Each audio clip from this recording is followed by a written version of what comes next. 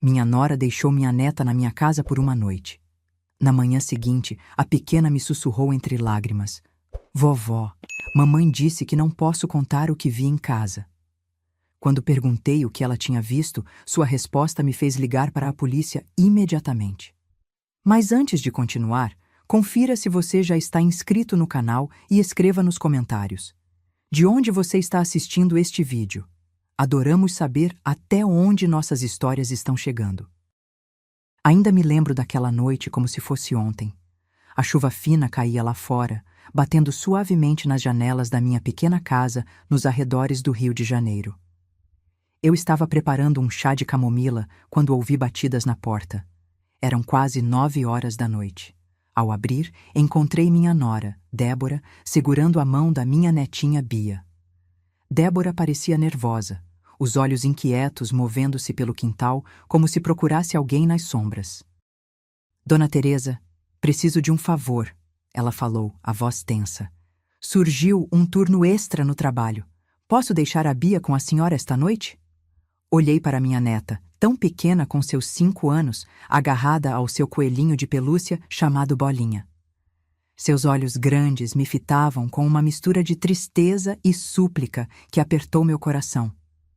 Claro que pode, respondi, abrindo mais a porta.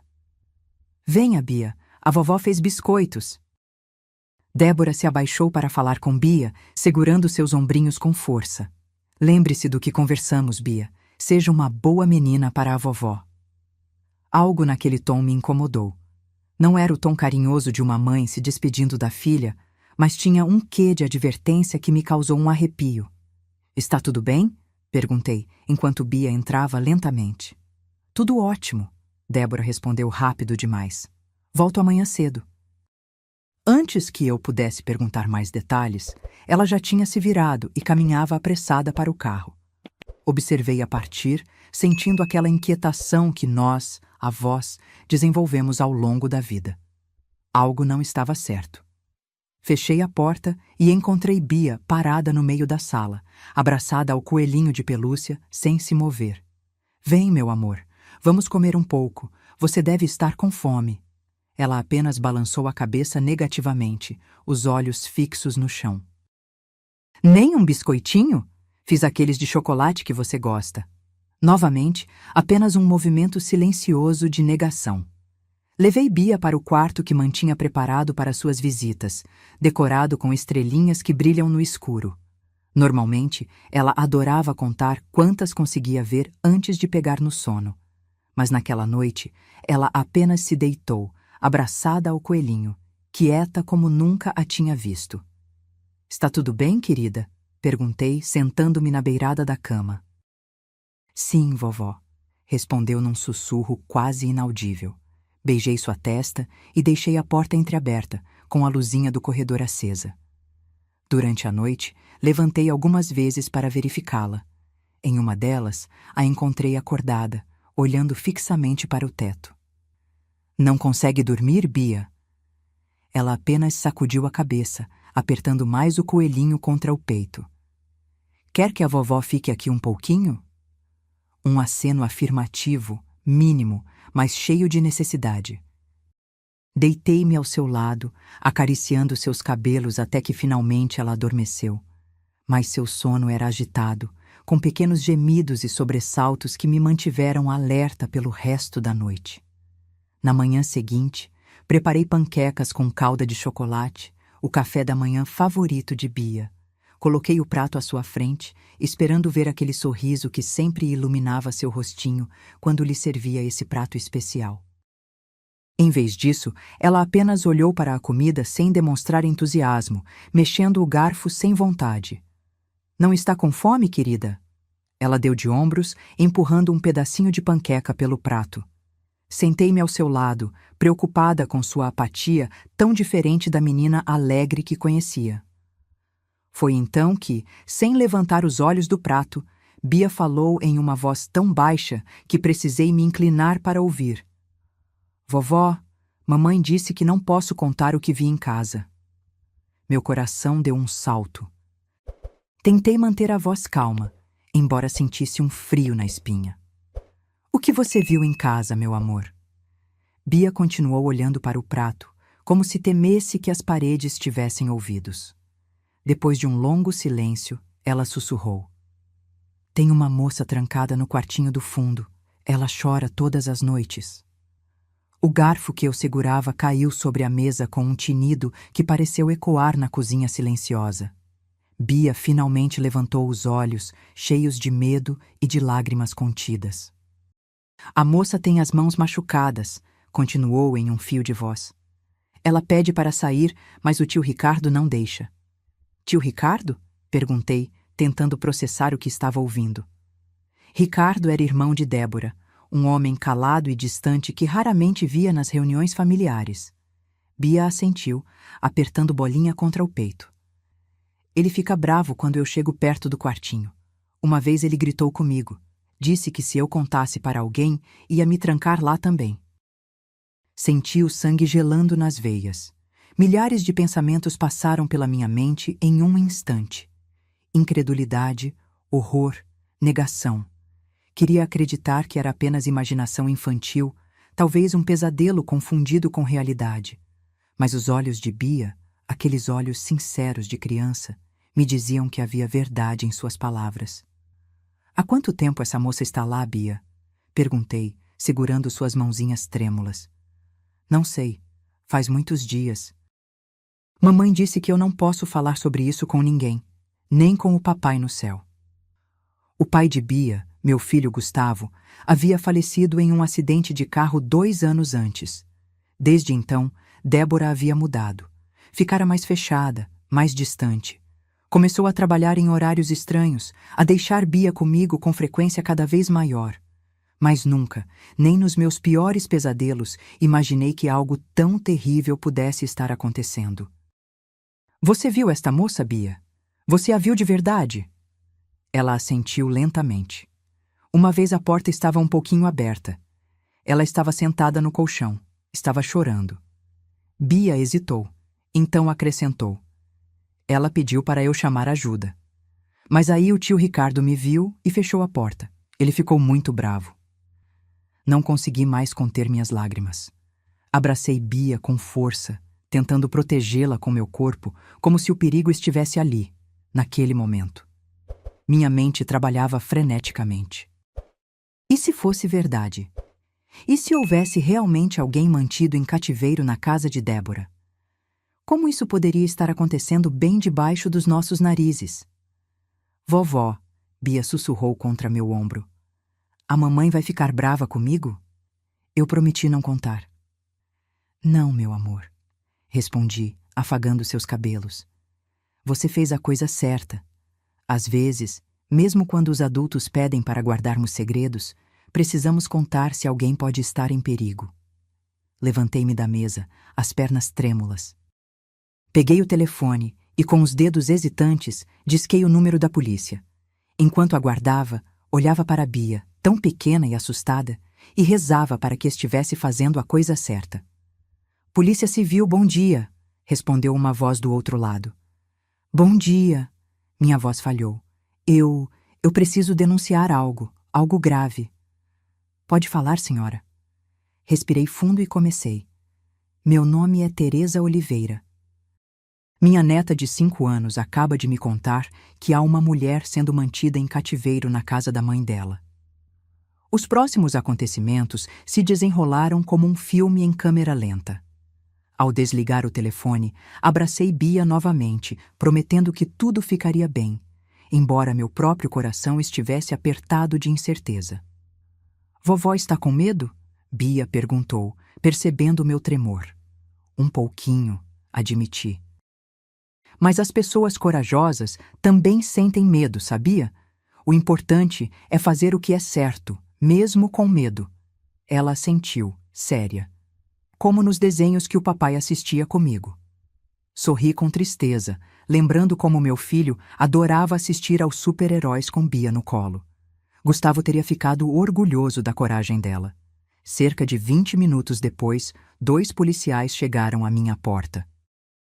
Um homem alto e sério, que se apresentou como Sargento Mendes, e uma policial mais jovem, de expressão gentil, a Cabo Oliveira. Pedi a Bia que esperasse no quarto com Bolinha, seu coelhinho, enquanto eu conversava com eles na sala. Senhora Teresa, precisamos entender exatamente o que sua neta lhe contou, disse o sargento Mendes, sentando-se no sofá com um bloco de anotações. Repeti tudo o que Bia havia me dito, sentindo a voz falhar diversas vezes. A cada palavra, o rosto dos policiais ficava mais grave. Sei que parece algo inacreditável, concluí, torcendo as mãos no colo. Talvez seja apenas imaginação dela. Mas... Senhora, interrompeu a Cabo Oliveira, crianças raramente inventam histórias tão específicas. Precisamos falar com sua neta. Relutante, chamei Bia. Ela entrou na sala agarrada ao coelhinho, olhando com desconfiança para os estranhos. A Cabo Oliveira se agachou à sua altura, sorrindo gentilmente. Oi, Bia. Meu nome é Renata. Esse é meu amigo Carlos. Sua vovó nos contou que você viu algo assustador na sua casa. Você poderia nos contar também? Bia olhou para mim, buscando aprovação. Assenti, encorajando-a. Devagar, com pausas e hesitações, ela repetiu sua história. Dessa vez, acrescentou detalhes que não havia me contado. A moça tinha cabelo escuro e curto. O colchão onde ela ficava era velho e manchado. Havia uma corrente prendendo seu pé à parede. Como é esse quartinho, Bia? Perguntou o sargento Mendes, com voz suave que contrastava com sua aparência severa. É pequeno e escuro. Fica atrás da lavanderia. A porta é diferente das outras. Tem cadeado. E há quanto tempo você viu essa moça pela primeira vez? Bia franziu a testa pensativa.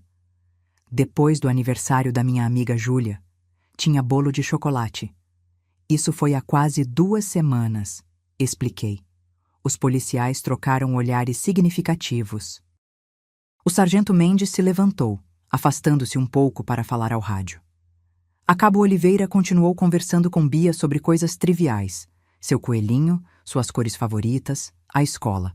Percebi que estava avaliando a credibilidade dela, verificando se suas respostas eram coerentes e adequadas para sua idade. Quando o sargento retornou, seu semblante era grave. Vamos precisar verificar essa informação. Há um mandado sendo providenciado para inspecionar a residência da mãe da criança. O que acontece agora? Perguntei, a boca seca. A senhora e a menina devem permanecer aqui. Enviaremos uma viatura para a residência indicada. Minha nora, ela pode chegar a qualquer momento para buscar Bia. Seria melhor se ela não soubesse da denúncia até verificarmos os fatos, disse a Cabo Oliveira. Se ela chegar, tente agir normalmente. Diga que Bia não está se sentindo bem, que vai ficar mais um pouco com a senhora.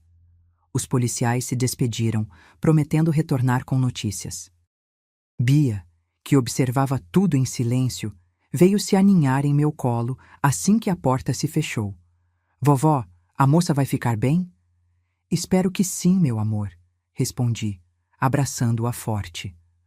As horas que se seguiram foram as mais longas da minha vida. Tentei distrair Bia com desenhos animados, mas minha mente fervilhava com pensamentos aterrorizantes. E se não encontrassem nada? E se tudo fosse apenas fruto da imaginação de uma criança? Mas e se fosse verdade? Como eu enfrentaria Débora? Como protegeria Bia? Por volta das 2 da tarde, o telefone tocou. Era Débora. Dona Teresa, estou saindo do trabalho. Vou passar para pegar a Bia. Meu coração disparou. Na verdade, Débora, acho melhor você descansar um pouco.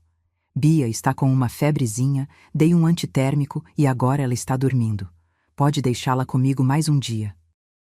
Houve um silêncio do outro lado. Ela estava bem ontem. Sabe como é criança? Pega essas viroses do nada. Não se preocupe, estou cuidando bem dela. Outro silêncio. Tudo bem, então. Amanhã passo para buscá-la. Após desligar, senti-me culpada pela mentira, mas aliviada por ter ganhado tempo. Bia, que ouvira a conversa, olhou para mim com olhos arregalados. A mamãe vai vir? Não hoje, querida. Ela pareceu relaxar visivelmente, o que apenas aumentou minha angústia. Uma criança não deveria sentir medo da própria mãe. O telefone tocou novamente pouco depois das 5. Era o sargento Mendes. Senhora Teresa, preciso que a senhora venha à delegacia. Pode trazer sua neta? Encontraram algo? Perguntei, o coração aos saltos. Preferimos conversar pessoalmente. Um carro estará na sua porta em 15 minutos. Arrumei Bia rapidamente, tentando explicar-lhe que iríamos a um lugar onde pessoas boas trabalham para ajudar quem está em perigo. Ela assentiu com uma compreensão além de sua idade, segurando firmemente Bolinha. O carro da polícia chegou pontualmente.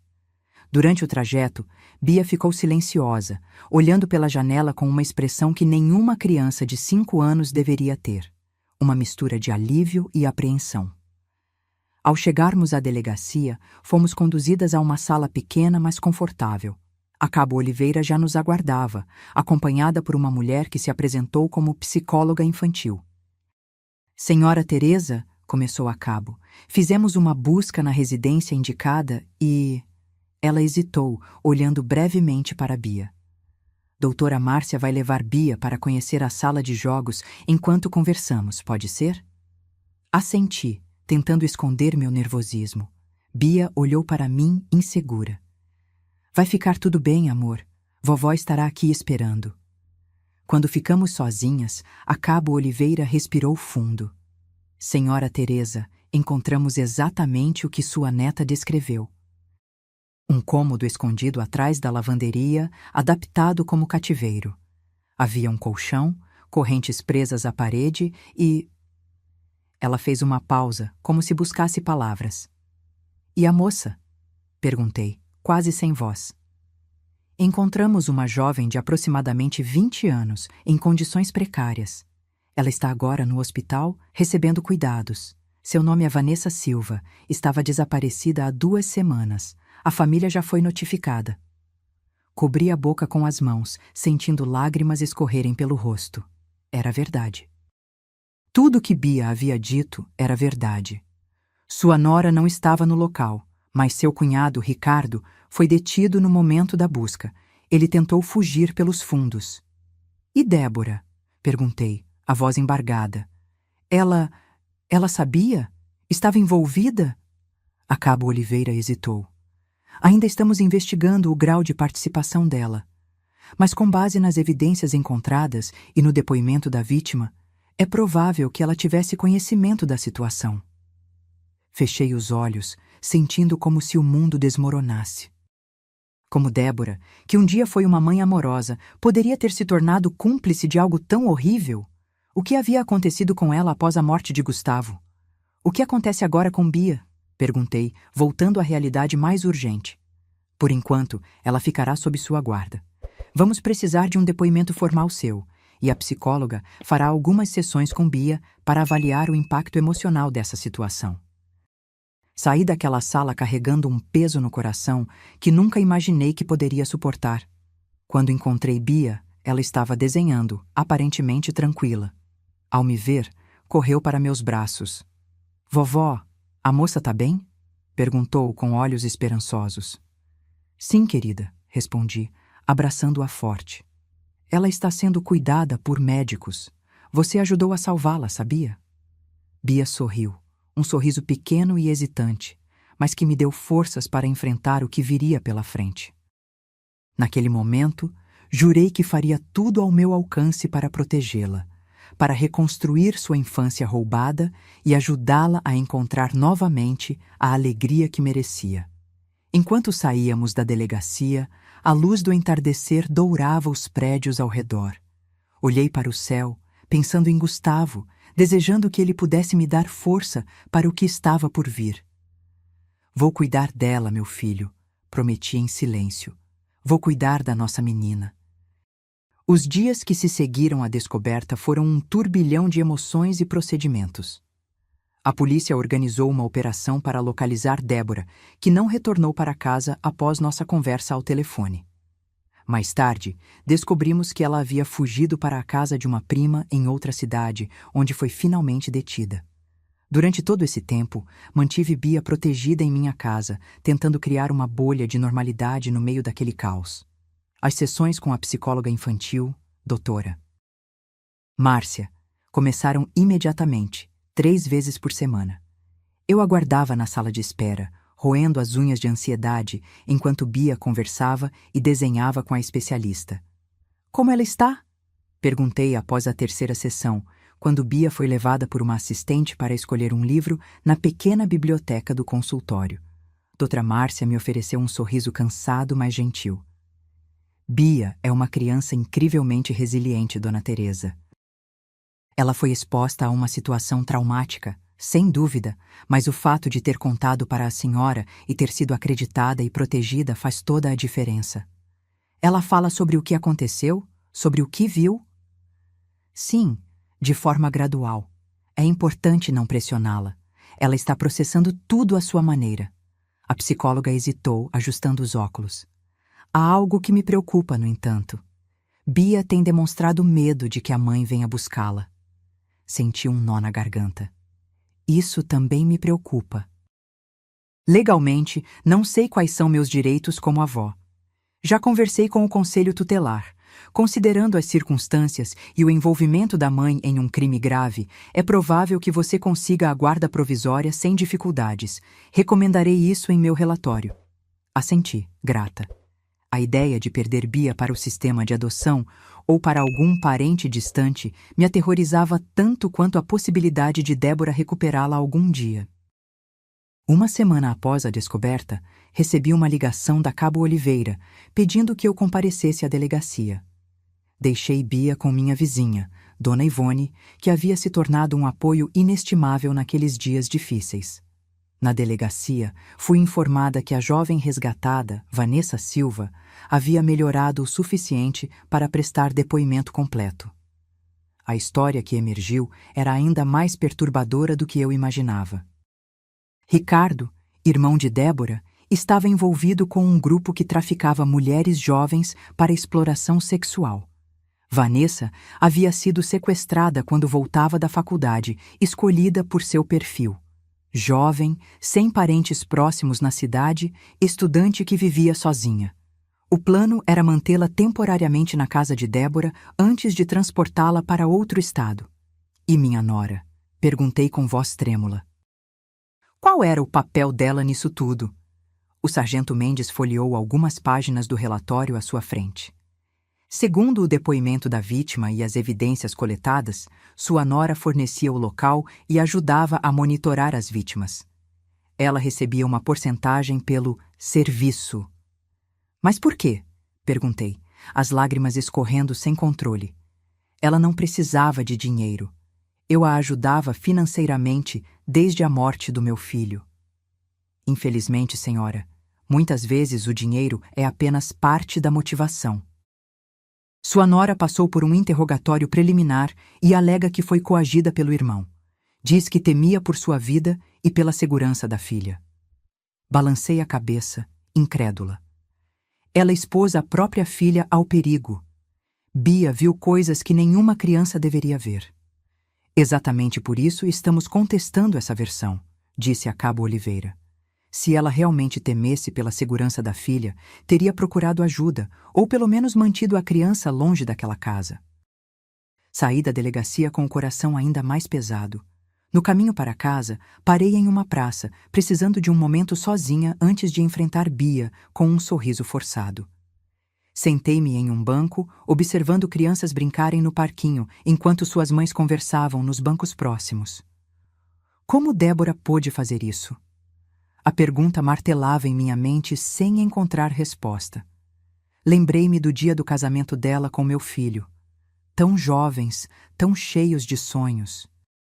Lembrei-me do nascimento de Bia, de como Débora chorou de alegria ao segurá-la pela primeira vez. Quando foi que aquela jovem se transformou em alguém capaz de tal crueldade? A morte de Gustavo havia sido um golpe devastador para todos nós. O acidente de carro que o levou foi repentino, brutal.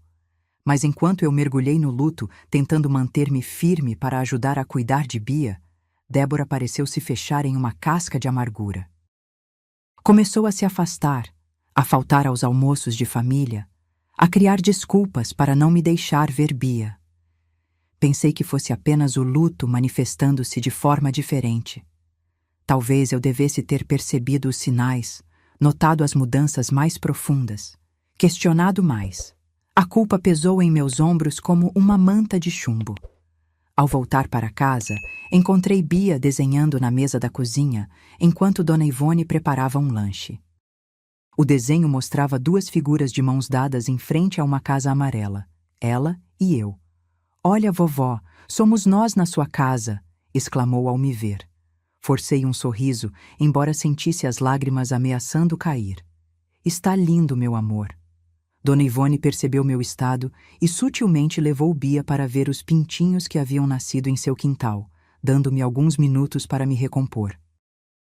Naquela noite, após colocar Bia na cama, sentei-me na varanda com uma xícara de chá, deixando as lágrimas finalmente rolarem livres. Chorei pelo meu filho perdido, pela inocência roubada de minha neta, pela jovem que foi resgatada e por todas as outras que poderiam ter passado pelo mesmo tormento. Chorei até pela Débora que conheci um dia, a jovem que meu filho amou, agora perdida em algum caminho obscuro que eu não conseguia compreender. O telefone tocou, interrompendo meus pensamentos sombrios. Era Carlos, meu genro, pai de Gustavo. Havíamos nos separado há muitos anos, mas mantínhamos uma relação cordial por causa do nosso filho. Agora, unidos pela tragédia, conversávamos quase diariamente. "Como está nossa menina?" ele perguntou, a voz cansada atravessando a linha. "Está dormindo agora. Teve um dia bom com a psicóloga." "E você, Teresa? Como está se segurando?" A preocupação genuína em sua voz quase quebrou minha compostura novamente. "Estou levando, um dia de cada vez. Falei com meu advogado hoje. Ele acha que temos boas chances de conseguir a guarda definitiva. Vou fazer o possível para ajudar no processo." "Obrigada, Carlos." Após desligar, fiquei olhando para as estrelas que pontilhavam o céu escuro. Pensei em como a vida pode mudar em um instante. Há 2 semanas, eu era apenas uma avó que via a neta ocasionalmente, sempre com a permissão controladora da nora. Agora, eu estava prestes a me tornar responsável em tempo integral por uma criança traumatizada, enquanto lidava com o choque de descobrir que a mãe dela estava envolvida em um crime hediondo. Respirei fundo, buscando forças. Por Bia, eu enfrentaria qualquer desafio. Por aquela menina que teve coragem de falar quando adultos se calaram, eu seria o porto seguro que ela merecia. No dia seguinte, recebi a visita de uma assistente social. Sandra era uma mulher de meia idade, com olhos gentis que contrastavam com sua postura profissional. "Dona Teresa, estou aqui para avaliar as condições para a guarda provisória de Beatriz", ela explicou, sentando-se à minha mesa. Mostrei-lhe a casa, modesta, mas limpa e organizada.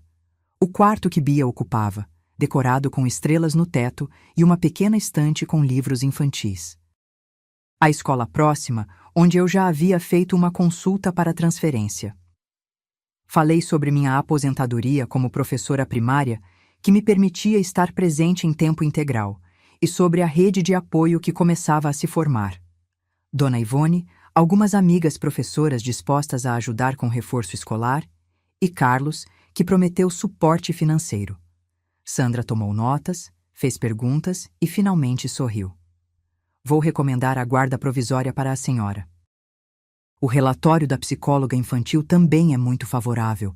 Crianças precisam de estabilidade, especialmente após traumas, e está claro que sua neta se sente segura com a senhora. Senti um alívio enorme, como se um peso fosse removido do meu peito. "Quanto tempo durará a guarda provisória?" "Inicialmente 6 meses. Depois haverá uma reavaliação. Se tudo continuar correndo bem e considerando a situação legal da mãe, há grandes chances de se tornar definitiva." Naquela tarde, levei Bia para um passeio no parque. Observei-a correr atrás dos patos no lago, rindo quando eles se afastavam com um rebolado indignado. Era a primeira vez que a via rir genuinamente desde que chegara à minha casa naquela noite fatídica. O primeiro mês passou rápido, uma mistura de burocracia, adaptação e pequenas conquistas diárias.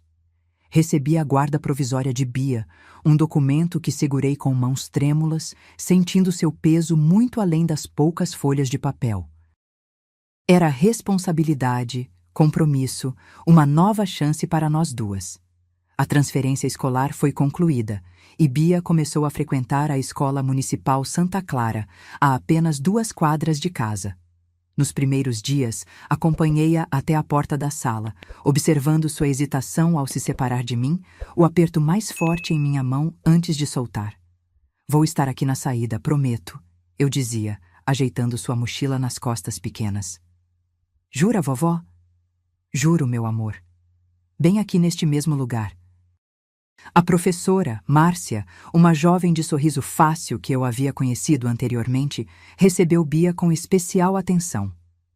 Ela havia sido informada da situação, não dos detalhes sórdidos, mas o suficiente para entender que minha neta precisava de cuidados extras.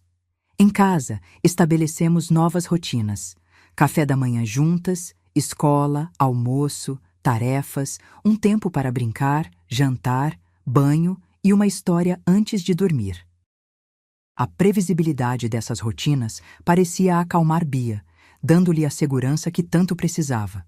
As sessões com a psicóloga continuavam, embora reduzidas para 2 vezes por semana.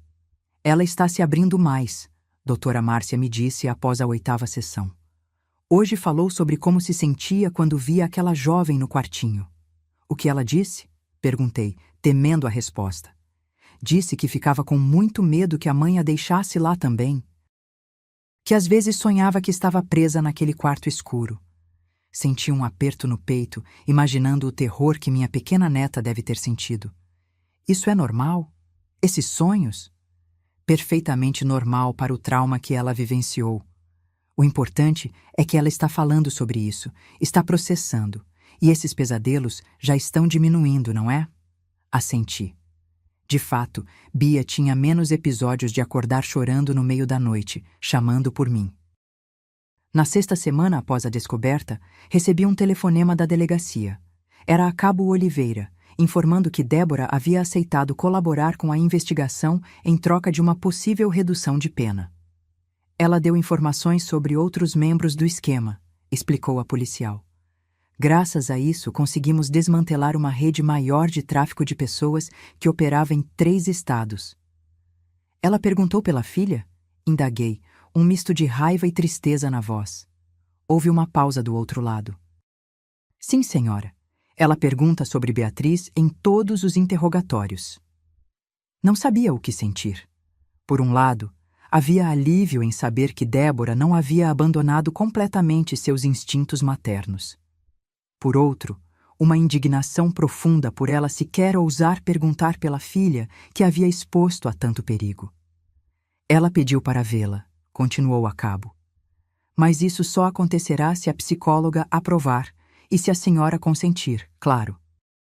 É um direito legal dela solicitar, mas neste momento, o bem-estar da criança é prioridade. Bia tem pesadelos com aquela casa, respondi firmemente. Não vou forçá-la a reencontrar a mãe até que esteja emocionalmente preparada. Compreendo perfeitamente, Dona Teresa.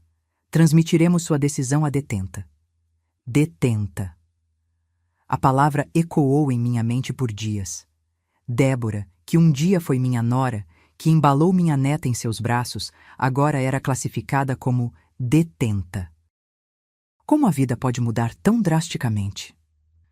2 semanas depois, enquanto arrumava o quarto de Bia, encontrei um desenho escondido entre as páginas de um livro de colorir. Mostrava uma figura escura em um pequeno retângulo que imediatamente identifiquei como a representação do quartinho do porão. Ao lado, havia uma menina com lágrimas e um balão de pensamento onde se lia, em letras infantis, "Me ajuda".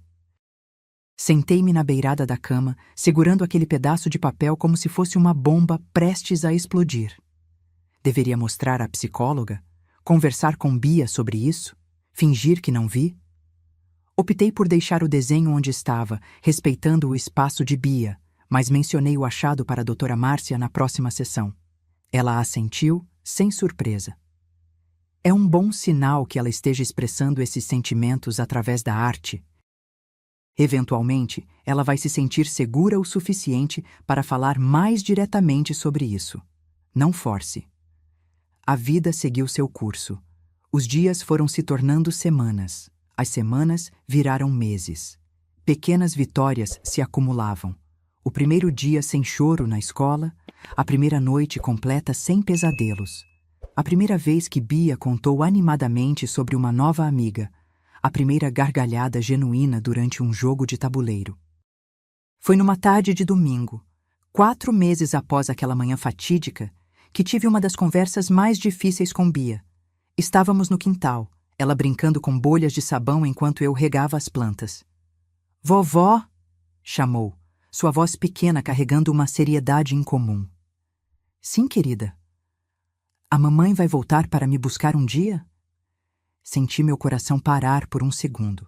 Coloquei o regador no chão e me aproximei, sentando-me no degrau da varanda ao lado dela. As bolhas de sabão flutuavam ao nosso redor, refletindo o sol em cores iridescentes. "Sua mãe está em um lugar onde precisa ficar por um tempo", comecei, buscando as palavras certas. "Porque ela fez uma coisa muito errada." "Sim, amor. Ela fez algo errado e agora precisa responder por isso."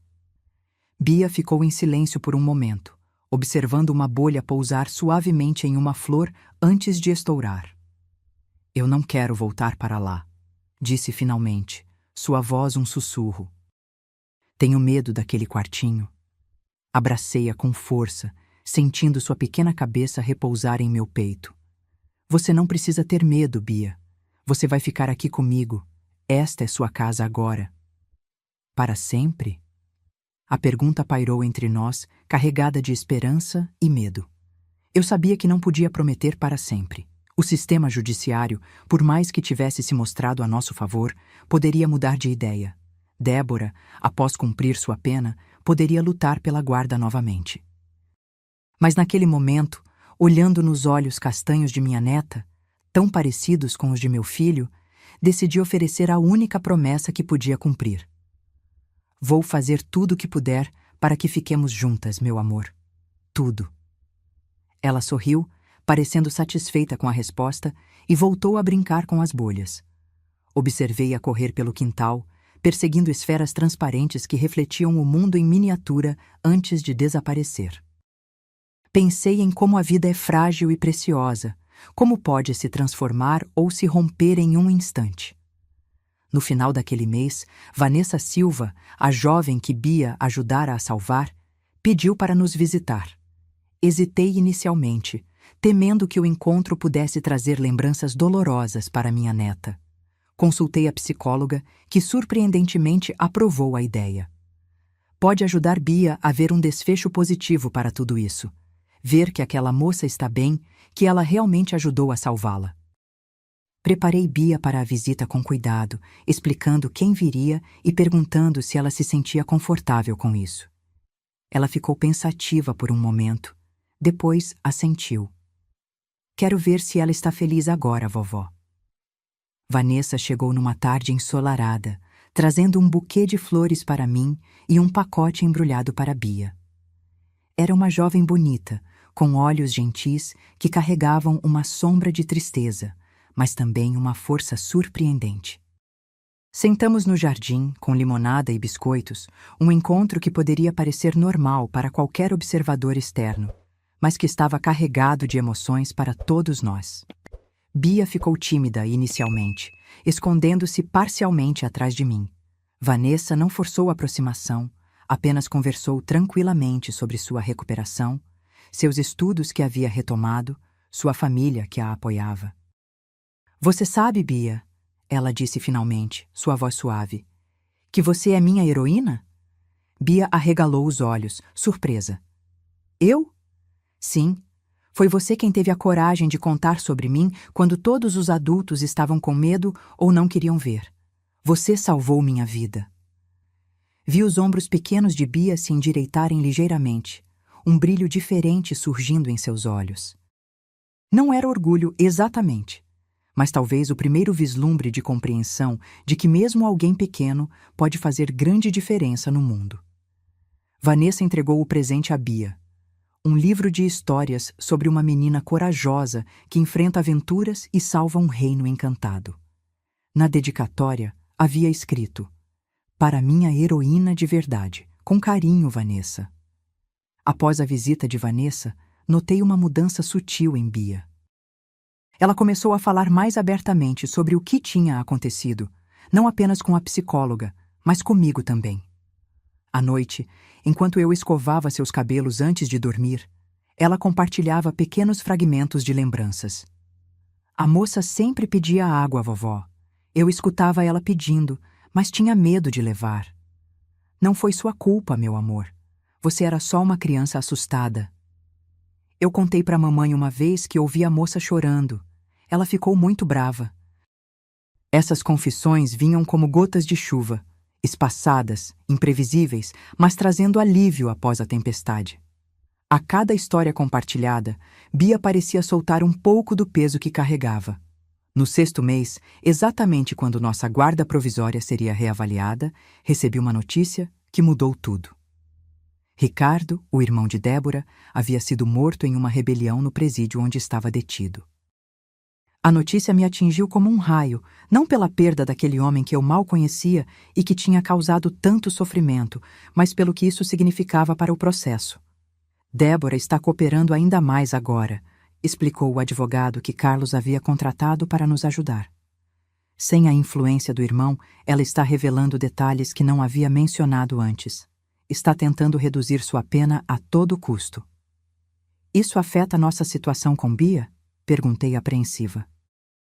"Na verdade, fortalece seu caso. As novas declarações de Débora estão deixando claro que ela estava ciente do perigo a que expunha a filha. Independentemente das alegações de coação, uma mãe que conscientemente coloca a criança em risco perde pontos significativos na avaliação de guarda." Respirei fundo, um misto de alívio e tristeza. Não queria construir minha felicidade sobre a desgraça de outra pessoa, mesmo que essa pessoa fosse Débora. Mas a ideia de perder Bia, de vê-la retornar para um ambiente que a traumatizou, era insuportável. "O que acontece agora?" perguntei. "Continuamos com o processo para tornar a guarda definitiva, com as novas evidências e considerando a estabilidade que a senhora tem proporcionado à menina, estou confiante de que o juiz decidirá a seu favor." Naquela noite, depois de colocar Bia na cama, sentei-me na varanda com uma xícara de chá, como havia feito tantas vezes nos últimos meses. Olhei para o céu estrelado, pensando em Gustavo, em como ele estaria orgulhoso de sua filha, da coragem que ela demonstrou. "Estamos cuidando dela, meu filho", sussurrei para as estrelas. "Ela vai ficar bem." E pela primeira vez desde aquela manhã fatídica, eu realmente acreditei nisso. A primavera chegou com uma explosão de cores no pequeno jardim que Bia e eu cultivávamos juntas. Plantamos girassóis, seus favoritos, que agora começavam a despontar em direção ao sol. "Eles são como pessoas", ela disse uma tarde, enquanto regávamos as mudas. "Sempre procurando a luz, mesmo quando está nublado." Aquela observação, tão simples e profunda, me pegou de surpresa. Minha neta estava crescendo, não apenas em estatura, mas em sabedoria e força interior. Os 6 meses que passamos juntas a tinham transformado. Os pesadelos quase desapareceram, o sorriso voltara a ser frequente e ela falava mais, expressando seus pensamentos e sentimentos com uma clareza que me enchia de orgulho. A guarda provisória foi renovada por mais 6 meses, com uma observação favorável do juiz sobre a possibilidade de torná-la permanente na próxima avaliação. Cada pequena vitória judicial era comemorada discretamente entre nós. Um sorvete especial, um passeio no parque, uma noite assistindo filmes com direito a pipoca na cama. Foi nessa época que recebi uma carta de Débora, a primeira comunicação direta dela desde aquela noite. O envelope simples, com o carimbo do presídio feminino, ficou sobre a mesa da cozinha durante um dia inteiro, antes que eu encontrasse coragem para abri-lo. Quando finalmente o fiz, com mãos trêmulas, encontrei 2 folhas de caderno cobertas por uma caligrafia apressada. "Dona Teresa, sei que provavelmente me odeia, e tem todo o direito. Não estou pedindo perdão, nem tentando justificar o que fiz. Nada pode apagar o mal que causei a Bia, a Vanessa e a tantas outras mulheres que passaram por minha casa. Estou escrevendo apenas para dizer que não vou contestar a guarda permanente. Bia merece uma vida normal, feliz, longe do que me tornei. Ela merece alguém que a proteja, não que a exponha ao perigo. O advogado que o Estado me designou já foi instruído a não apresentar oposição quando o processo for julgado. Pergunto por ela todos os dias. Como está na escola? Se ainda tem pesadelos? Se fala de mim? Sei que não tenho direito de perguntar, mas não consigo evitar. Ela é minha filha, mesmo que eu tenha falhado terrivelmente como mãe. Por favor, quando achar apropriado, diga a ela que sinto muito, que não foi culpa dela. Que ela fez a coisa certa ao contar a verdade. Débora. Li e reli aquela carta várias vezes, um turbilhão de emoções me consumindo. Raiva, pelo que ela havia feito. Pena, pela mulher perdida que meu filho um dia amou. Alívio, pela decisão de não contestar a guarda. E uma tristeza profunda pela situação toda, pelo desperdício de vidas e potenciais. Não mostrei a carta para Bia, não ainda. Guardei-a em uma gaveta, decidindo que um dia, quando ela fosse mais velha e tivesse processado completamente o trauma, talvez pudesse ler as palavras da mãe. Até lá, meu trabalho era protegê-la, ajudá-la a crescer forte e segura, livre dos fantasmas do passado. As sessões com a psicóloga continuavam, agora quinzenais. Ela está progredindo de forma notável, disse doutora Márcia após uma sessão particularmente produtiva. Crianças têm uma resiliência surpreendente quando recebem o apoio adequado. Ela ainda fala sobre a mãe? Perguntei, tentando manter o tom casual. A psicóloga assentiu. Sim, com sentimentos mistos, o que é completamente normal. A raiva, tristeza, confusão, até mesmo saudade às vezes. Saudade? Repeti surpresa. Dona Teresa, por mais complicada que tenha sido a situação, Débora ainda é a mãe dela. Bia tem memórias boas também, de antes. De tudo isso. É importante que ela possa processar todos esses sentimentos sem julgamento. Saí do consultório pensativa. Nunca havia proibido Bia de falar sobre a mãe, mas também não incentivava o assunto. Talvez estivesse, inconscientemente, tentando apagar Débora da vida dela. Mas seria isso justo? Seria saudável? Naquela noite, durante o jantar, decidi abordar o assunto com cuidado. Bia, você sabe que pode falar comigo sobre qualquer coisa, não é? Sobre a escola, sobre amigos, sobre a sua mãe também. Ela levantou os olhos do prato, surpresa com a menção repentina de Débora. Eu sei, vovó. Você pensa nela às vezes? Bia ficou em silêncio por um momento, mexendo o garfo no macarrão. Às vezes, admitiu finalmente. Lembro quando ela fazia tranças no meu cabelo, ou quando a gente assistia desenho juntas no domingo.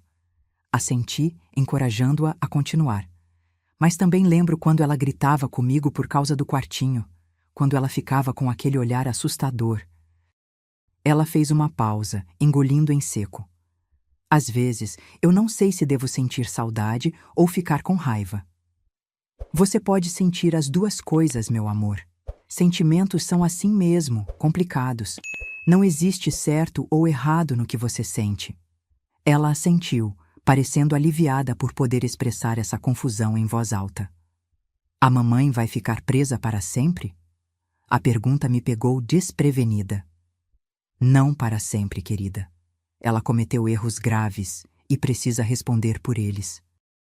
Vai ficar lá por muitos anos, mas não para sempre. E quando ela sair, eu vou ter que voltar para ela? Senti meu coração apertar. Era a mesma pergunta que me atormentava todas as noites. Não, Bia, você vai ficar comigo. É o que estamos resolvendo na justiça, para garantir que você continue aqui, onde está segura e feliz. Ela sorriu, voltando a comer com mais apetite. Que bom. Eu gosto de morar com você, vovó. Eu também gosto muito de ter você aqui, minha pequena. A conversa mudou para outros assuntos: a aula de natação que começaria no mês seguinte, o aniversário de uma colega para o qual ela fora convidada. Mas aquele breve diálogo abriu uma porta que eu havia mantido fechada, talvez por medo, talvez por raiva. Na semana seguinte, enquanto Bia estava na escola, recebi a visita inesperada do sargento Mendes. Seu rosto parecia mais cansado do que da última vez que nos vimos, mas seus olhos demonstravam a mesma determinação. Dona Teresa, desculpe vir sem avisar. Temos novidades no caso que achei melhor discutir pessoalmente. Ofereci-lhe um café, que ele aceitou prontamente. Sentamos à mesa da cozinha, e ele colocou uma pasta sobre o tampo. Encontramos mais 2 vítimas, disse ele sem rodeios. Jovens que passaram pela casa de sua nora nos meses anteriores a Vanessa.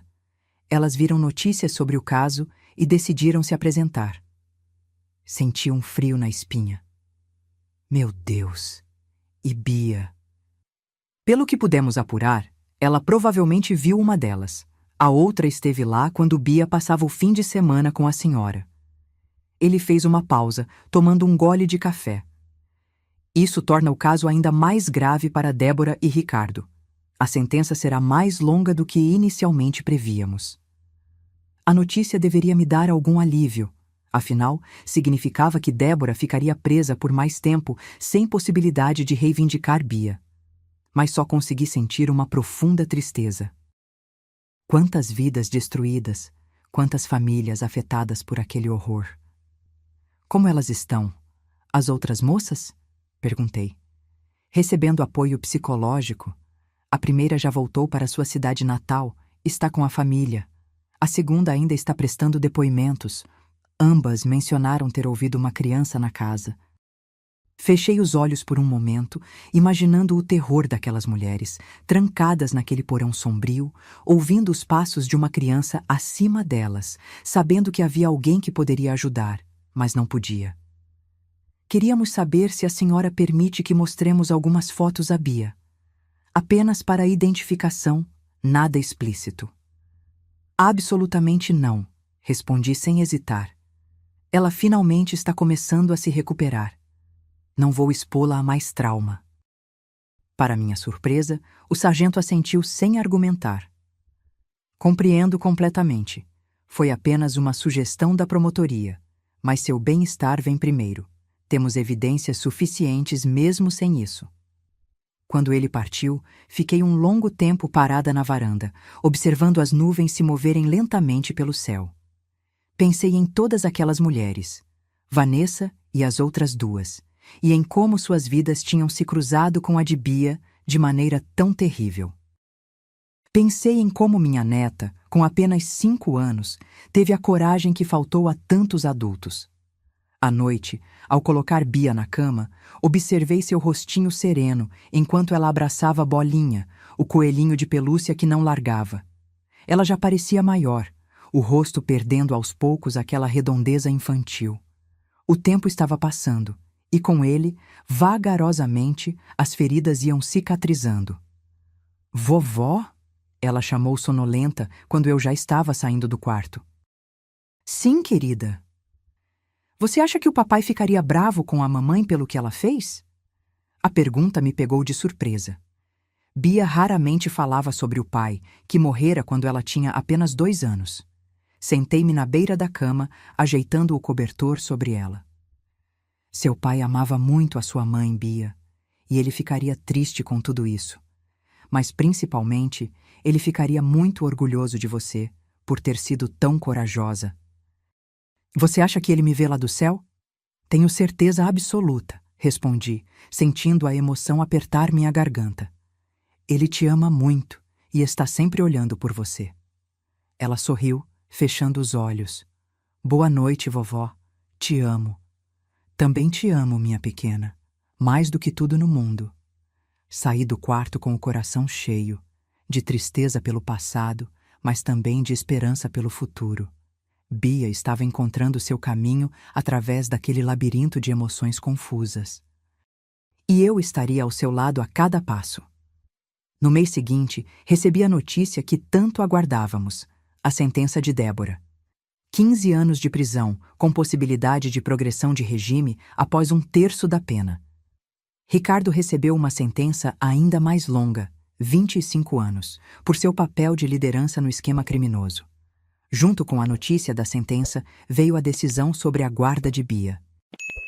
O juiz concedeu-me a guarda definitiva, citando o ambiente estável e amoroso que eu proporcionava, os relatórios positivos da psicóloga e da assistente social, e a impossibilidade da mãe de exercer seus direitos parentais durante o cumprimento da longa pena. Débora manteria o direito a visitas supervisionadas, caso Bia quisesse vê-la no futuro. Quando recebi o documento oficial, sentei-me sozinha na varanda com lágrimas silenciosas escorrendo pelo rosto. Era o fim de uma longa batalha, uma vitória agridoce. Não havia realmente vencedores nessa história, apenas sobreviventes tentando reconstruir o que foi destruído. Não contei imediatamente para Bia sobre a sentença da mãe. Apenas lhe disse que o juiz havia decidido que ela ficaria comigo, para sempre, ou pelo menos até você ser uma moça crescida e independente. Seu sorriso iluminou o cômodo inteiro. Agora somos uma família de verdade, vovó. Sempre fomos, meu amor, respondi, abraçando-a forte. Sempre fomos. O tempo, esse mestre silencioso que tudo transforma, seguiu seu curso inexorável. 1 ano se passou desde aquela manhã fatídica em que Bia me contou sobre a moça no porão. 1 ano de reconstrução, de pequenas vitórias diárias, de pesadelos que diminuíam em frequência até quase desaparecerem. Bia completou 6 anos em uma tarde ensolarada de outubro. Organizei uma pequena festa no jardim, com balões coloridos amarrados no limoeiro e uma mesa com bolo de chocolate, seu favorito. Convidamos apenas algumas crianças da escola, Dona Ivone, minha amiga e vizinha que tanto nos apoiou, e Carlos, que vinha nos visitar com mais frequência agora. Ela está tão diferente, comentou Carlos, observando Bia correr com as outras crianças em uma brincadeira de pega-pega. Mais forte, mais alegre. Crianças são surpreendentes, respondi, servindo-lhe um pedaço de bolo. Às vezes penso que ela me ensina mais sobre resiliência do que eu a ela. Carlos sorriu, seus olhos seguindo a neta. Gustavo estaria orgulhoso, de vocês duas. Concordei em silêncio. Gustavo, meu filho, estava presente em cada momento, mesmo que apenas em nossas memórias. Às vezes eu o via em pequenos gestos de Bia, no modo como franzia a testa quando estava concentrada, no riso fácil que escapava quando algo a divertia de verdade. A festa foi um sucesso, com muitas risadas e brincadeiras. Ao final da tarde, quando os convidados já tinham partido e estávamos organizando a cozinha, Bia me surpreendeu com uma pergunta. Vovó, você acha que a mamãe lembrou do meu aniversário? Parei de enxugar os pratos, buscando as palavras certas. Tenho certeza que sim, Baia. Ela vai me mandar um presente? Hesitei. Débora não havia tentado qualquer contato desde a carta que me enviara meses antes. Nem cartão, nem presente, nem recado através do advogado. Mas mentir para Bia não parecia o caminho certo. Talvez ela não possa enviar presentes de onde está, querida. Mas isso não significa que ela não pensa em você. Bia assentiu, pensativa. Posso mandar um desenho para ela? Para ela saber que eu estou bem? A pergunta me pegou desprevenida. Em todo esse tempo, nunca tinha considerado que Bia pudesse querer manter algum contato com a mãe. Tinha me concentrado tanto em protegê-la, em afastá-la daquele mundo sombrio, que não percebi que talvez, à sua maneira, ela precisasse de algum tipo de fechamento. Claro que pode, meu amor, se é isso que você quer. No dia seguinte, Bia passou quase 1 hora concentrada em um desenho. Quando terminou, mostrou-me com orgulho. Era nossa casa, com os girassóis na frente, ela e eu de mãos dadas, e o céu azul acima. No canto do papel, pequena mas inconfundível, havia uma figura feminina com um balão de pensamento que dizia: Desculpe. É a mamãe, explicou Bia apontando. Ela está triste pelo que fez, mas está vendo que eu estou feliz com você. Senti as lágrimas se formarem, mas segurei-as. É um desenho lindo, Bia. Vamos enviar para ela amanhã. Naquela noite, depois que Bia dormiu, fiquei olhando longamente para aquele desenho. Era impressionante como ela, com sua sabedoria infantil, havia encontrado uma maneira de expressar toda a complexidade da situação, o perdão, a dor, a nova vida que estávamos construindo. Na manhã seguinte, levamos o desenho até o correio. Bia insistiu em carregá-lo cuidadosamente em uma pasta, como um tesouro precioso. Ao depositá-lo na caixa de correio, ela pareceu aliviada, como se tivesse soltado um peso que carregava. Semanas depois, algo inesperado aconteceu. Uma carta chegou, endereçada a Bia. No envelope, o mesmo carimbo do presídio feminino. Encarei aquele pedaço de papel como se fosse uma bomba prestes a explodir. Deveria entregá-lo? O que Débora poderia ter escrito? E se fosse algo que perturbasse a paz que Bia finalmente estava encontrando? Liguei para a psicóloga, buscando orientação. Acho que deveria deixar Bia decidir se quer ler, foi o conselho da doutora Márcia. Supervisione, claro, esteja presente enquanto ela lê, mas dê a ela essa autonomia. Já é um grande passo que ela tenha decidido enviar o desenho. Quando Bia voltou da escola naquela tarde, mostrei-lhe a carta. Seus olhos se arregalaram, uma mistura de curiosidade e apreensão. É da mamãe? Perguntou, tocando o envelope com a ponta dos dedos. Sim, quer ler? Ela hesitou, depois assentiu. Você pode ler para mim, vovó? Sentamos juntas no sofá. Abri o envelope cuidadosamente e encontrei uma folha de caderno dobrada, com a mesma caligrafia apressada que eu já conhecia. Minha querida Bia, fiquei tão feliz com seu desenho. Mostrei para todo mundo aqui. A professora até colocou na parede da sala de aula. Você desenha muito bem! Os girassóis estão lindos, parecem de verdade. E sua vovó está cuidando bem de você, eu posso ver isso. Sei que fiz coisas muito erradas e que te machuquei. Não tem desculpa para isso. Mas quero que saiba que, mesmo aqui longe, penso em você todos os dias. Continue estudando, brincando e sendo feliz. Um dia, quando você for mais grandinha, e se você quiser, podemos conversar sobre tudo. Com muito amor, mamãe. Observei Bia atentamente enquanto lia, pronta para interromper se percebesse qualquer sinal de angústia. Mas ela ouviu tudo com uma expressão séria e concentrada. Ela gostou do meu desenho, disse finalmente, um pequeno sorriso nos lábios. Sim, ela gostou muito. Posso guardar a carta no meu quarto? Claro que pode. Ela pegou o papel com cuidado, dobrou-o novamente e subiu para o quarto. Fiquei ali sentada, refletindo sobre o que acabara de acontecer. Não havia remorso suficiente no mundo para compensar o que Débora tinha feito, mas aquela pequena troca, o desenho, a carta, parecia importante para Bia. Era seu modo de começar a compreender, de dar algum sentido ao incompreensível. Nas semanas que se seguiram, notei uma mudança sutil em Bia. Era como se um pequeno nó tivesse se desfeito dentro dela.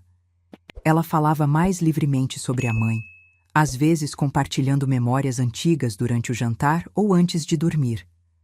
Não eram todas boas memórias, mas o importante era que ela estava processando, aceitando. O Natal se aproximava, trazendo consigo a magia e a agitação típicas da época. Decoramos a casa juntas, colocando luzes coloridas nas janelas e um pequeno pinheiro na sala.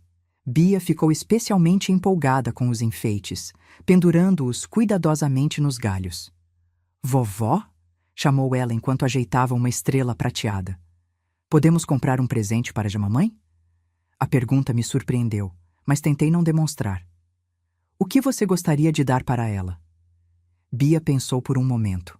Um livro de histórias, para ela não ficar sozinha lá. Senti uma pontada no coração. Mesmo depois de tudo, minha neta ainda se preocupava com o bem-estar da mãe. A capacidade de compaixão das crianças às vezes me deixava sem palavras.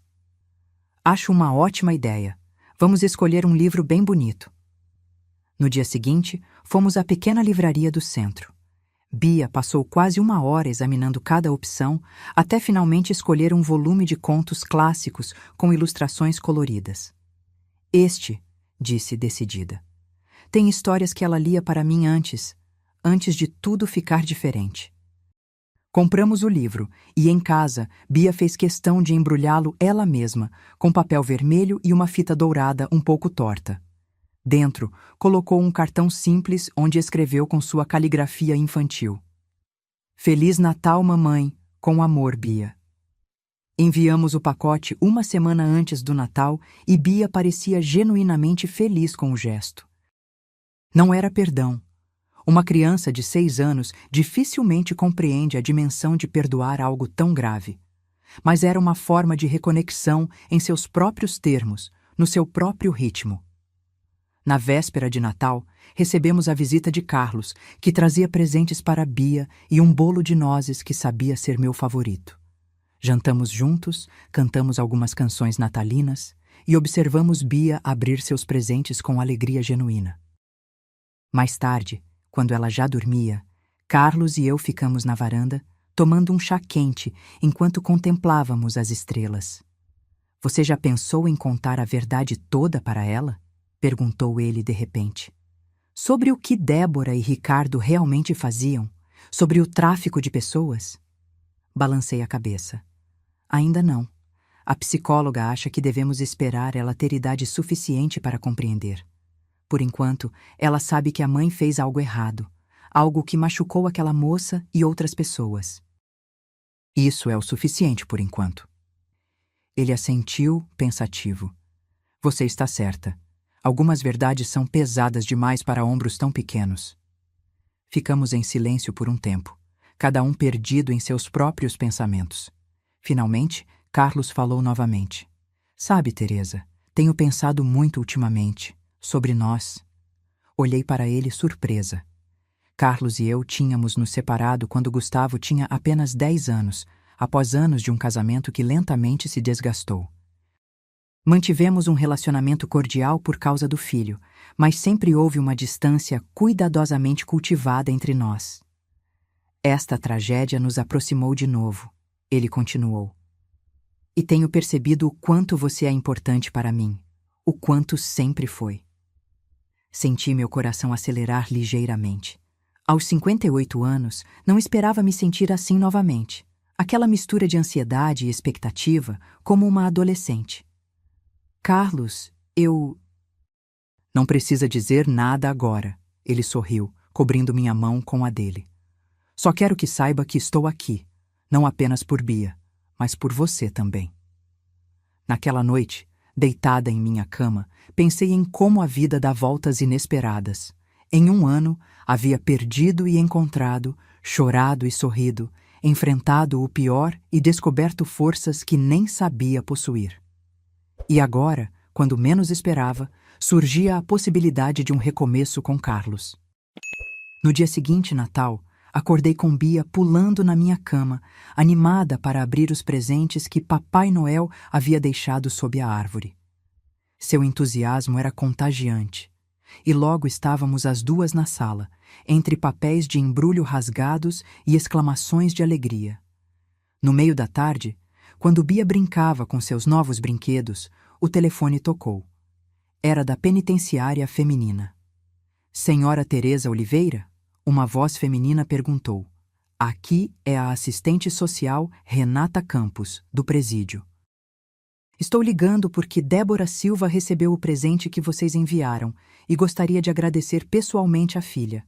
Seria possível uma chamada telefônica? Fiquei em silêncio por um momento, pega de surpresa. Agora? Sim, se for conveniente. Cada detenta tem direito a algumas ligações em datas especiais, e Débora escolheu usar a dela hoje.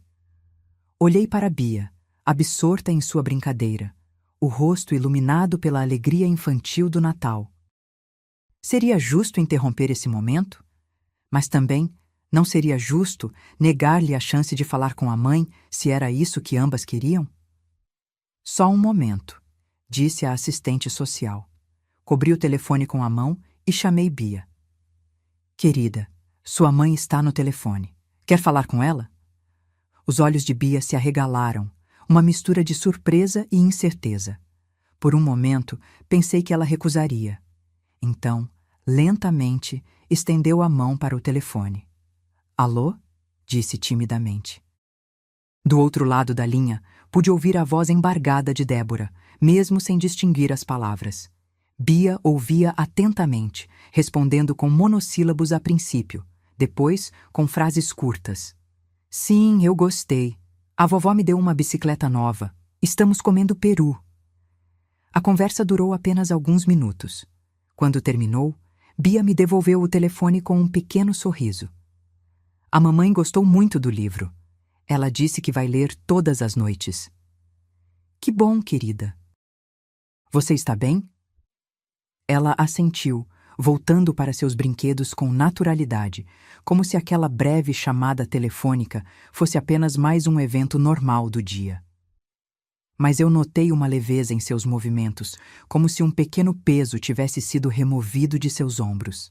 Mais tarde, quando a coloquei na cama, Bia me abraçou com força. Este foi o melhor Natal, vovó. Por causa dos presentes? Perguntei sorrindo. Ela sacudiu a cabeça. Porque estamos todos bem. Eu, você, o vovô Carlos e até a mamãe, mesmo longe. Beijei sua testa, emocionada com sua sabedoria simples. Sim, meu amor, estamos todos bem. Enquanto a observava adormecer, pensei em como a jornada de cura não é linear. Há avanços e recuos, dias bons e dias ruins. Mas o importante é continuar caminhando, um passo de cada vez, em direção à luz. E foi exatamente o que fizemos nos meses que se seguiram. Caminhamos juntas, Bia e eu, apoiando uma a outra, construindo uma nova vida sobre os escombros da antiga. Não era perfeito, e às vezes ainda doía, mas estávamos seguindo em frente. Em algum lugar no meio dessa jornada, percebi que eu também estava curando minhas próprias feridas. A dor pela perda de Gustavo, a amargura pela traição de Débora, o medo constante de não ser suficiente para Bia, tudo isso ainda existia, mas já não me consumia. Talvez essa fosse a lição mais importante que aquele ano terrível havia me ensinado. Que é possível encontrar luz mesmo nos momentos mais sombrios. Que coragem não é a ausência de medo, mas a determinação de seguir em frente apesar dele. E que às vezes são as crianças que nos ensinam as verdades mais profundas sobre resiliência e esperança. 5 anos se passaram desde aquela manhã fatídica em que Bia me contou sobre a moça no porão. 5 anos de reconstrução, de crescimento, de uma nova normalidade que lentamente substituiu o horror daqueles dias. Bia agora tem 10 anos, uma menina alta para sua idade, de olhos expressivos e sorriso fácil. Os cabelos que antes mantinha sempre presos em rabos de cavalo, agora caem livres sobre os ombros em ondas castanhas. Ela adora ler, desenhar e passar horas brincando com Luna, a cachorrinha vira-lata que adotamos há 3 anos. A vida seguiu seu curso, encontrando novos caminhos. Carlos e eu nos reaproximamos, lentamente no início, com a cautela de quem já conheceu a dor da separação. 2 anos atrás, ele se mudou para minha casa, trazendo consigo não apenas seus pertences, mas uma presença masculina que fazia falta na vida de Bia. Não nos casamos novamente. Não sentimos necessidade de formalidades a esta altura da vida. Mas construímos uma parceria sólida, baseada em respeito mútuo e no amor compartilhado por nossa neta. Vanessa Silva, a jovem que Bia ajudou a salvar, formou-se na faculdade de psicologia e agora trabalha em uma ONG que auxilia vítimas de tráfico humano. Ela nos visita ocasionalmente, trazendo sempre um presente especial para Bia. Um livro, uma pulseira artesanal, algo significativo que representa o vínculo único entre elas.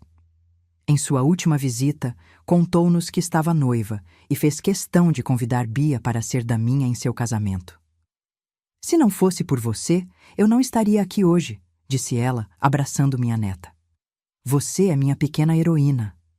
Bia corou, constrangida com o elogio, mas pude ver o brilho de orgulho em seus olhos. Aquela conexão entre elas era algo precioso, uma prova de que, mesmo das situações mais terríveis, podem nascer laços de afeto verdadeiro. Quanto a Débora, ela continua cumprindo sua pena. Durante estes anos, estabeleceu-se uma rotina de comunicação entre ela e Bia, cartões em datas especiais, uma ligação telefônica ocasional, sempre supervisionada por mim ou pela psicóloga. Não é uma relação normal entre mãe e filha. Nunca poderia ser depois do que aconteceu, mas é o que Bia escolheu manter, e eu respeito sua decisão. No ano passado, quando Bia completou 9 anos, ela me surpreendeu com um pedido. Queria visitar a mãe na prisão.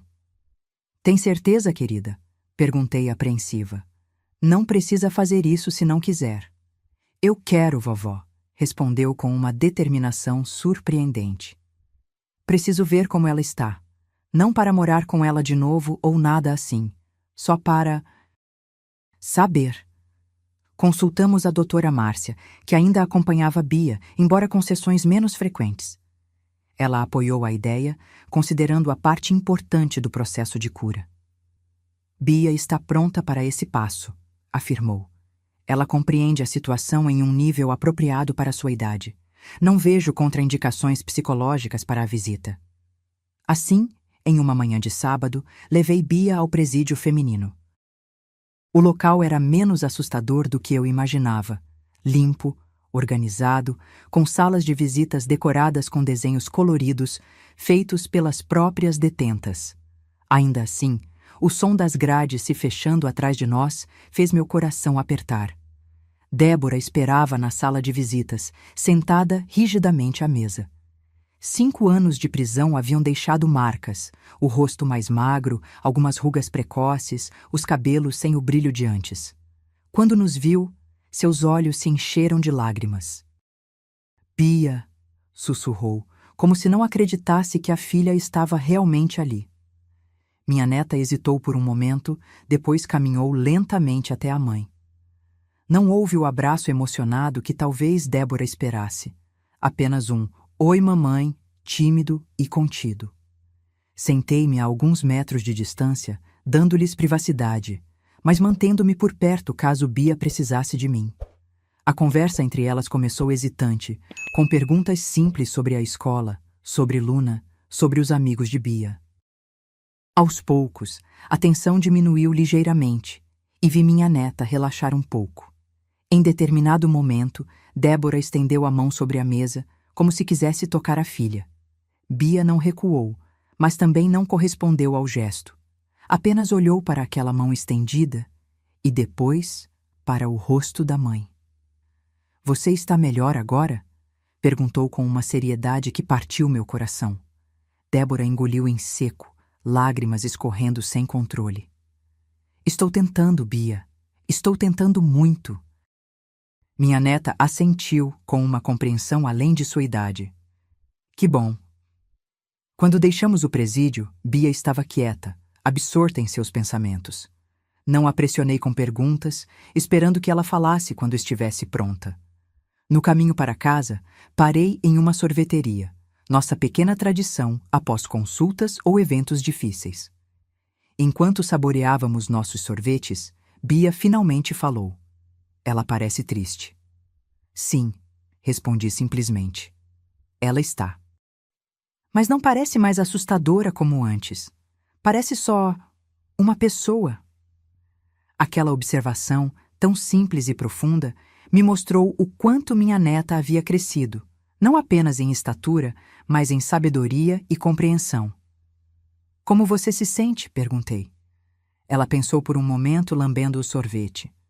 Meio confusa, meio triste, mas também meio aliviada. Quer falar sobre isso? Ainda não, respondeu. Talvez depois. Respeitei seu espaço, sua necessidade de processar aquele encontro à sua maneira. Nos dias que se seguiram, Bia voltou à sua rotina normal, escola, brincadeiras com Luna, sessões de desenho na varanda. Se o encontro com Débora deixou marcas, ela as guardou dentro de si, lidando com elas no seu próprio ritmo. Semanas depois, encontrei-a em seu quarto, organizando uma caixa decorada onde guardava lembranças especiais. As cartas de Débora, o livro que Vanessa lhe dera, fotos antigas de quando era bebê no colo do pai. Estou fazendo uma caixa de memórias, explicou. A doutora Márcia disse que é bom guardar as coisas importantes, mesmo as que às vezes machucam um pouco. Sentei-me ao seu lado na cama, observando-a colocar cuidadosamente cada item na caixa. É uma ótima ideia. Vovó, ela disse de repente, acha que um dia vou conseguir perdoar a mamãe? De verdade? A pergunta me pegou desprevenida. Era algo que eu mesma me perguntava há anos, sem encontrar resposta. Não sei, querida, respondi honestamente. Perdão é algo muito pessoal. Não há regras sobre quando ou como acontece. Às vezes leva uma vida inteira. Mas você ainda está brava com ela, pelo que ela fez? Refleti por um momento. Estou triste pelo que aconteceu. Triste por você, por Vanessa, pelas outras moças. Triste pelo que Débora se tornou. Mas raiva, não sei se é a palavra certa. É mais um lamento pelo que poderia ter sido e não foi. Bia assentiu, parecendo entender o que eu queria dizer. Às vezes eu sonho com aquela noite, quando te contei sobre a moça no porão. Ainda tem pesadelos? Perguntei preocupada. Não são bem pesadelos. São só lembranças. Como se uma parte de mim quisesse ter certeza de que não vou esquecer. E você não quer esquecer? Não tudo, ela respondeu, fechando a tampa da caixa cuidadosamente. Algumas partes são importantes lembrar. Aquela conversa ficou comigo por muito tempo, lembrando-me da sabedoria natural que Bia possuía, de como ela encontrava seu próprio caminho através do labirinto de emoções e memórias. No início deste ano, recebemos uma notícia inesperada. Ricardo, o irmão de Débora, morreu na prisão após uma briga com outros detentos. Não senti tristeza pela sua morte. Ele havia causado dor demais, destruído vidas demais. Mas me preocupei com como Bia receberia a notícia. Carlos e eu conversamos com ela juntos, explicando a situação de forma simples e direta. Para nossa surpresa, ela recebeu a informação com uma calma surpreendente. O tio Ricardo era uma pessoa muito má, disse simplesmente. Ele machucou muita gente. Sim, concordou Carlos. Ele fez coisas muito ruins. A mamãe também fez coisas ruins, continuou Bia, pensativa. Mas ela está tentando ser melhor agora, não é? Está, respondi. As pessoas podem mudar se realmente quiserem. Ela ficou em silêncio por um momento, depois perguntou. Podemos ir ver a mamãe no próximo mês? É o aniversário dela. Carlos e eu trocamos olhares surpresos. Desde a primeira visita, Bia não havia expressado desejo de voltar ao presídio. Claro que sim, se você quiser, respondi. Quero, ela afirmou com convicção. Acho que ela vai estar triste pelo irmão, mesmo ele sendo mau. A sensibilidade de Bia nunca deixava de me comover. Mesmo tendo passado por tanto, ela ainda conseguia encontrar espaço para empatia. A visita ao presídio foi mais tranquila desta vez. Bia levou um pequeno presente para Débora, um porta-retratos feito por ela mesma na aula de artes, com uma foto recente sua sorrindo no jardim. Débora o recebeu com mãos trêmulas, os olhos brilhando de emoção. Obrigada, minha filha, ela sussurrou. É o presente mais bonito que já recebi. No caminho de volta para casa, Bia parecia mais leve, como se tivesse cumprido uma missão importante. Sabe, vovó, ela disse enquanto olhava pela janela do carro. Acho que entendo agora. O quê, querida? Por que a mamãe fazia aquelas coisas ruins? Ela tinha medo do tio Ricardo, e quando a gente tem muito medo, às vezes faz coisas que não devia. Sua compreensão da situação era simplificada, claro. A realidade era muito mais complexa, com escolhas e responsabilidades que uma criança de 10 anos ainda não podia entender completamente. Mas havia uma verdade fundamental em sua observação, uma sabedoria que muitos adultos nunca alcançam. Sim, respondi. O medo pode nos fazer agir de formas que depois lamentamos, mas ainda somos responsáveis por nossas escolhas. Como eu fui responsável por contar a você? Ela disse, não como uma pergunta, mas como uma constatação. Exatamente. E foi a escolha mais corajosa que alguém poderia fazer. Ela sorriu, satisfeita com a comparação. Acho que nós duas somos corajosas, vovó. Você também foi muito valente. Aquelas palavras simples me tocaram profundamente. Em meio a toda aquela escuridão, Bia havia encontrado não apenas cura, mas força e sabedoria. E talvez esse fosse o maior milagre de todos. Hoje, 5 anos após aquela manhã fatídica, nossa vida encontrou um novo equilíbrio. Temos nossa rotina, nossos momentos de alegria, nossas pequenas tradições familiares. Carlos se tornou o avô que Bia precisava, paciente e amoroso, sempre pronto para consertar uma bicicleta quebrada ou ajudar com um dever de matemática difícil. Débora continua sua jornada na prisão, fazendo cursos, participando de terapias, tentando reconstruir-se a partir dos escombros. Não sei se algum dia poderá verdadeiramente reparar o mal que causou, mas acredito que sua tentativa sincera já é algo valioso. Quanto a mim, aprendi que a vida raramente segue os caminhos que planejamos. Aos 63 anos, encontrei um novo começo que jamais esperava. Um relacionamento renovado com Carlos, a responsabilidade e a alegria de criar Bia, uma compreensão mais profunda do que significa família. Essa história tocou seu coração? Então se inscreva agora no canal e deixe seu comentário dizendo o que mais te emocionou. E para ter acesso a histórias exclusivas antes de todo mundo, torne-se membro do canal clicando no link do primeiro comentário fixado. Sua participação faz toda a diferença.